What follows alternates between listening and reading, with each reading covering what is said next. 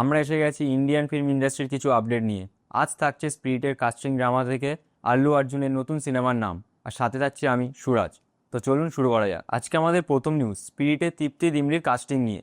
এই চরিত্রের জন্য প্রথমে ভাবা হয়েছিল দীপিকা পাডুকোনকে, যিনি কিছু ক্রিয়েটিভ প্রবলেমের জন্য এই ছবি থেকে সরে দাঁড়ান।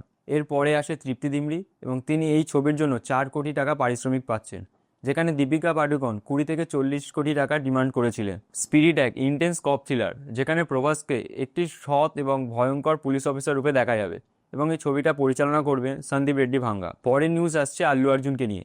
আল্লু অর্জুন 22 ছবিকে নিয়ে বেশ কিছু আপডেট এসছে। দীপিকা পাডুকোন স্পিরিট ছবিটি থেকে বেরিয়ে আল্লু অর্জুনের এই সিনেমায় যোগ দিয়েছেন।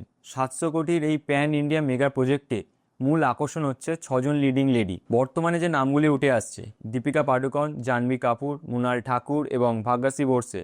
এছাড়া বলিউড থেকে অনন্যা পান্ডে এবং দক্ষিণ থেকে একজন লিস্টার অভিনেত্রী থাকছে।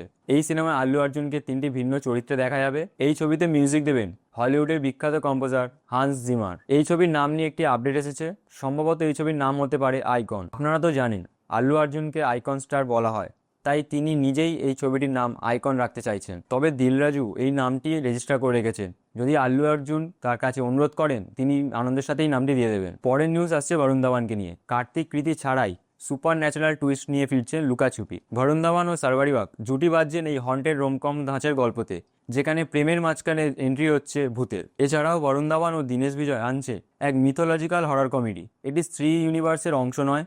এই ছবিটি 2025-এর মিডিলের দিকে শুটিং শুরু হবে এবং 26-এর গোড়াতে রিলিজ হবে। অন্যদিকে বরুণ ধাওয়ানের রোম্যান্টিক কমেডি হে জওয়ানি তো ইস খোনায় মুক্তি পাচ্ছে 10 এপ্রিল 2026-এ। মৃণাল ঠাকুর ও পূজা হেগড়ে জুটি বাঁধছেন এই ছবিতে বরুণ ধাওয়ানের সাথে। আসছে আমাদের পরের নিউজে। পাওয়ান কল্যাণের মাসি অ্যাকশন ফিল্ম ওজি মুক্তি পাচ্ছে 25শে সেপ্টেম্বর 2025-এ। এই ছবি পরিচালনা থাকছে সুজিত এবং ভিলেন হিসেবে থাকছেন ইমরান হাসমি। নেক্সট আপডেট ডন 3 নিয়ে।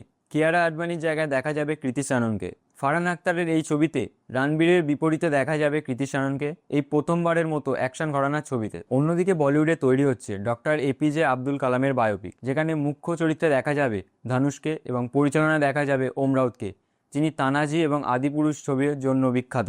এই বায়োপিকটি কালামের আত্মজীবনী উইংস অফ ফায়ার অবলম্বনে নির্মিত হবে। আজকের শেষ আপডেট রাশমিকাকে নিয়ে।